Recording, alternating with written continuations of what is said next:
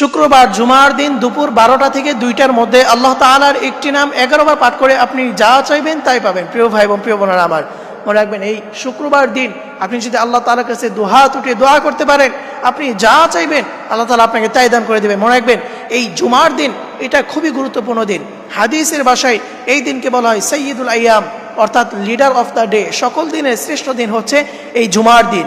এই জন্য আপনি যদি এই জুমার দিনে টাইমটা অবশ্যই মনে রাখবেন দুপুর 12টা থেকে 2টা, কারণ জুমার দিন পুরো দিনটাই তো হচ্ছে গুরুত্বপূর্ণ, কিন্তু এরপরও দুপুর 12টা থেকে 2টা এই সময়টা আরও গুরুত্বপূর্ণ, কারণ এই সময় জুমার নামাজ পড়া হয়, এই সময় মসজিদে মসজিদে খুতবা চলে। আর এই জুমার নামাজের সময় এটা এতটা গুরুত্বপূর্ণ, হাদিসের ভিতরে বলা হয়েছে এই সময় আল্লাহ রাব্বুল আলামিন আসমান থেকে ফেরেশতা জমিনে নাজিল করে, কে আগে মসজিদে যায়, কে পরে মসজিদে যায়, কে কত টাকা মসজিদে দান করে, এই সকল কিছু ফেরেশতারা লিপিবদ্ধ করতে থাকে। এই জন্য ওই সময় আপনি যদি আল্লাহ তাআলার এই নামটি হাতে গুনে করে 11 পাঠ করতে পারেন, আল্লাহ তাআলার সেই নামটি হচ্ছে ইয়া রহমানু ইয়া রহিমু, ইয়া রহমানু ইয়া রহিমু। এইভাবে আপনারা 11 বার পাঠ করবেন।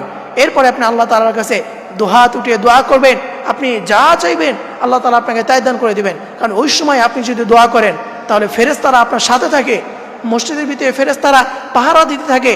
আপনি যদি আল্লাহ তাআলার নাম পাঠ করেন, আপনি যদি দোয়া করেন, ফেরেশতারা এগুলো স্বচক্ষে দেখতে থাকে এবং এগুলো লিপিবদ্ধ করে আল্লাহ তাআলার কাছে পৌঁছে দেয়।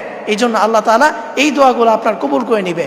যেখানে ফেরেশতারা স্বয়ং নিজে আল্লাহ তাআলার কাছে উপস্থাপনা করবে, সেখানে অবশ্যই আপনার এই দোয়া 100% কবুল হয়ে যাবে। এই জন্য প্রিয় ভাই প্রিয় বোনেরা আমার, অবশ্যই আপনার এই জুমার দিন দুপুর 12টা থেকে 2টা আল্লাহ তাআলা এই নামটি পাঠ করবেন, ইয়া রহমান ইয়া রহিমু। এরপরে আপনি আল্লাহ তাআলার কাছে দুহাত উঠে দোয়া করবেন, আপনার সকল মনের আশা আল্লাহ তাআলার কাছে বলবেন, দেখবেন আল্লাহ তাআলা সেই দোয়া ওই দিনের ভিতরে কবুল করে নেবেন।